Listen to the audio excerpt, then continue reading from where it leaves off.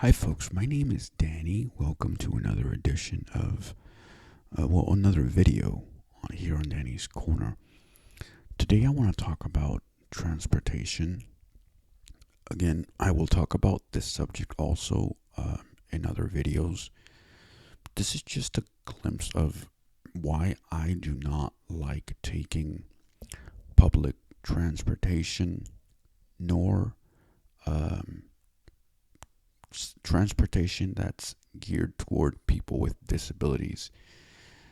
Um, as I have said on other videos, I have migraines. And one of the things that I do not like, especially nowadays, is that there seems to be more smells in terms of marijuana smells, cigarette smells, and other smells. And so for me, waiting for a bus is not a convenient thing to do because of that. And two, when I get on the bus, not all the time, but certainly I have had my fair share of incidents where people are not willing to give me the seat. Not that I feel entitled to it, but there's a reason why people with disabilities or senior citizens um,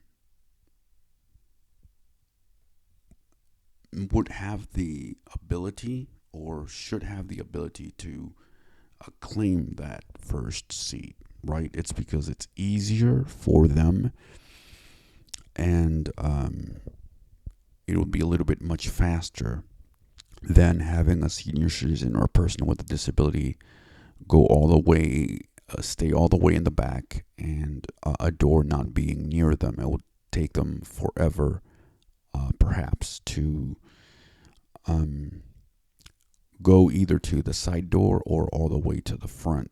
And this is why those seats at the front are great when it comes to a bus or even a plane.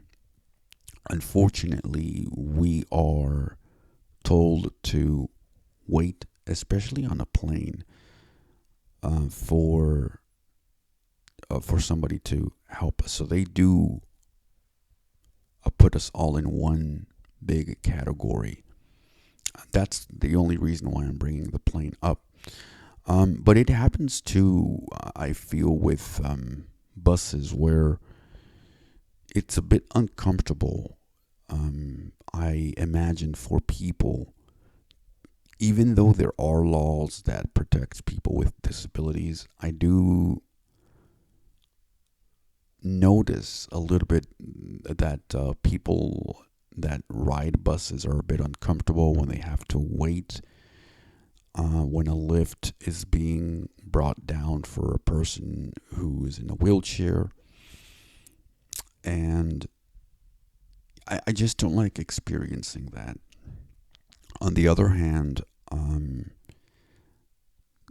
I think what's worse, more than buses, a lot of times, is the other type of transportation, which is the door to door service, which, as I said, I'll talk about later.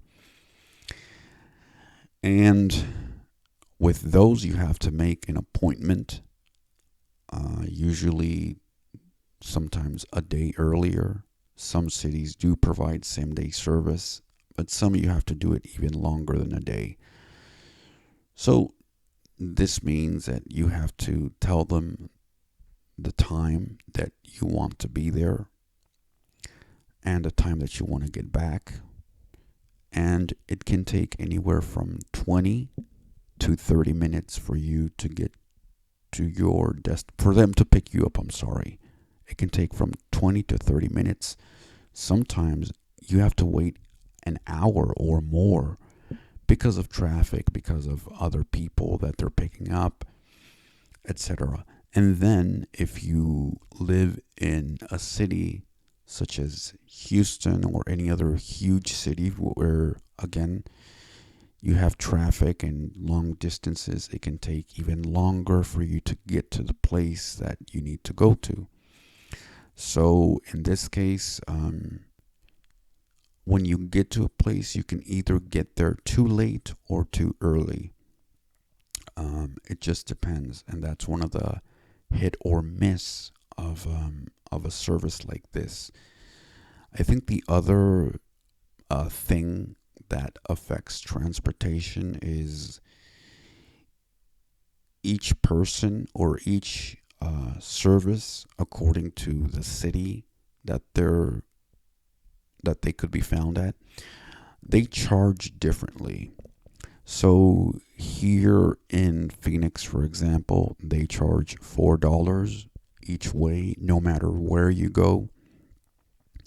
In Houston, for example, it's $1.75 or $2.50 if I'm not wrong, depending on where you go. So there are two fees. The other, Los Angeles, it's the same way, unless they have changed their prices, because I have not ridden with them in a long time.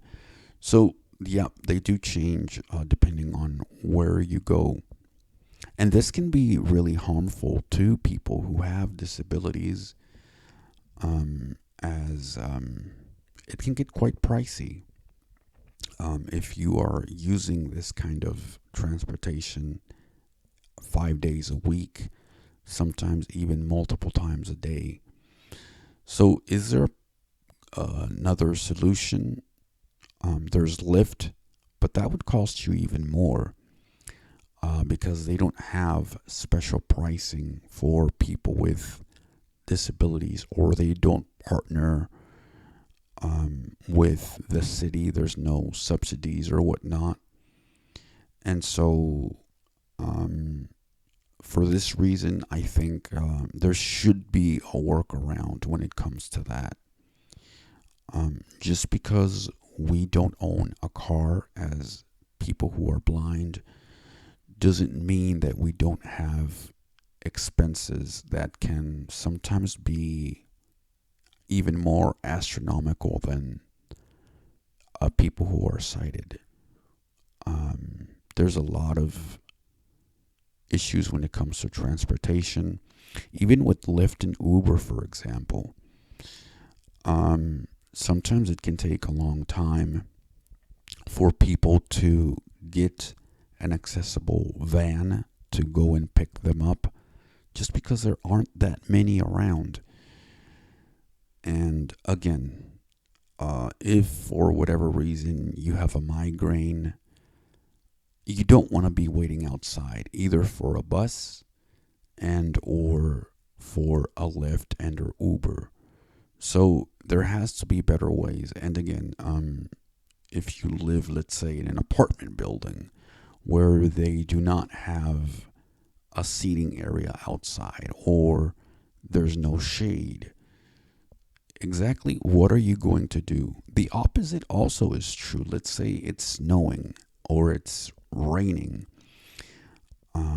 What is a person with a disability supposed to do when it comes to waiting for a taxi or a bus?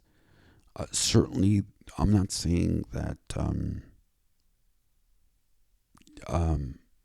buses should come whenever we want to or whatnot. What I'm saying is there should be a shelter of some sort to protect, especially people who are vulnerable from extreme heat or extreme cold. And this would help not only people with disabilities, but also senior citizens and other people who are more susceptible to getting sick.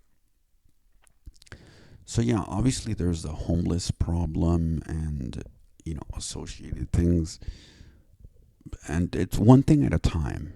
I think here in the United States we try to do everything at the same time, and a lot of times it ends up backfiring. So this is a little bit about why I don't like transportation and how it affects me. having a migraine. I didn't even get to the having CP, but that is also goes with the territory, meaning it's hard to get in and out the bus or sometimes a vehicle. And so, yeah. Anyway, if you would like to subscribe to my channel and you like these type of videos, please do so. Also, don't forget to share and like, comment, suggest any more topics that you would like to hear about, and I will catch you next time. Thank you very much.